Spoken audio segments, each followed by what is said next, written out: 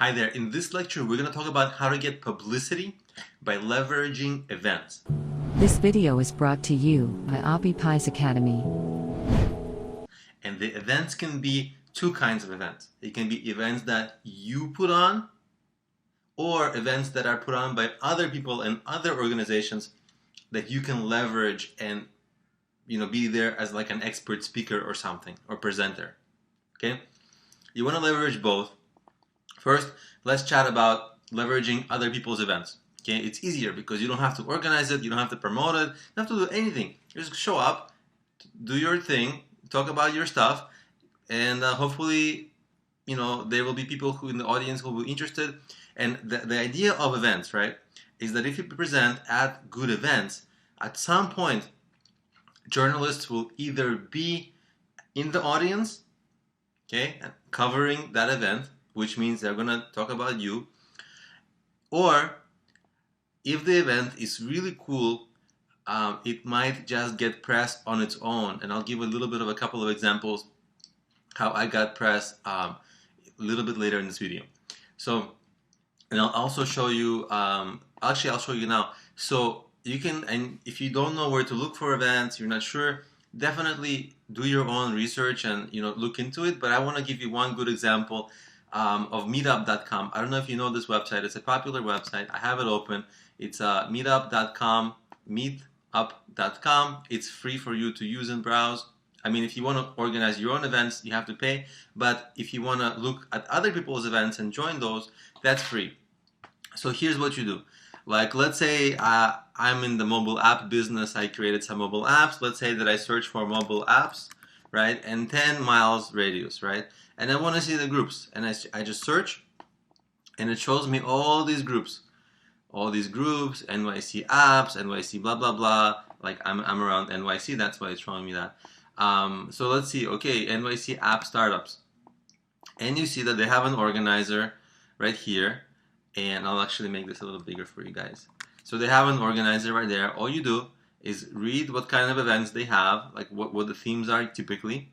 And you can actually contact the organizer and pitch them your unique presentation, right? And what do you pitch them? How do you know what to pitch? Well, it's the same pitch that you pitch anyone when you approach them.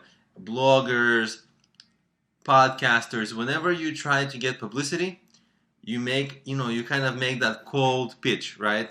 It's better if you know them, then it doesn't have to be a cold approach.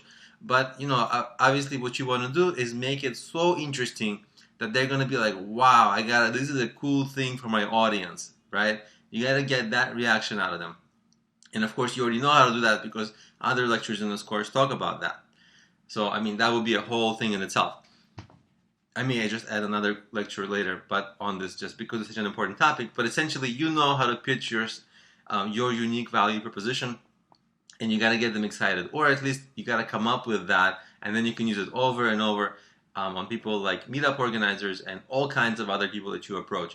So let's go back to our slides here. So that's pretty much how you can use Meetup. Just contact the organizers, see if they're interested in having your type of event, and you got to contact a lot because when you approach people coldly, like without really knowing them, there typically isn't a high success rate. So you have to approach many people so that you will have a couple of events that you can present on.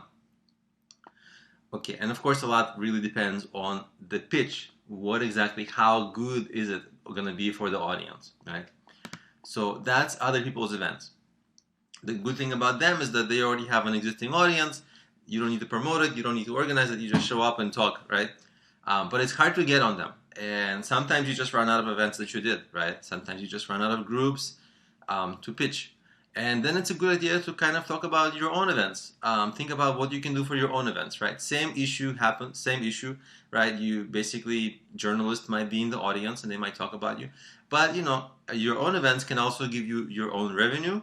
And, you can get your own immediate clients. And the cool thing is that you can run them regularly, right? Maybe every month, every week, depending on how successful they are. And the way that I did it is when I had my own event series, I ran really cool and unique events so that people in my local area started to really recognize my events because they had so much uniqueness and originality to them that people were like, wow, this really stands out, right? And then journalists were happy to cover them because it's good for their audience, and they knew to look at what I'm doing. You kind of train them over time, even to like, hey, every week or so I'm doing this, and they'll be more apt to check out what you're doing. So that's how you do your own events. And of course, I've gotten publicity many times, like secondary publicity. Whenever I presented anything I'm doing at somebody else's event, maybe there are sometimes there are some people, some journalists or bloggers or podcasters, whatever, in the audience. And if you perk their interest enough, they might write about you later. So you get kind of the publicity from the event itself, but also the secondary publicity from whoever is sitting in the audience. And usually there's a lot of people who have, who are able to give you exposure, who are sitting in the audience. And if you impress them enough with your presentation and they like what you're doing, you can get publicity from them. So events are a great place to present and also to get publicity. So that's one really good idea that worked for me multiple times with multiple different businesses, and it can really work for you.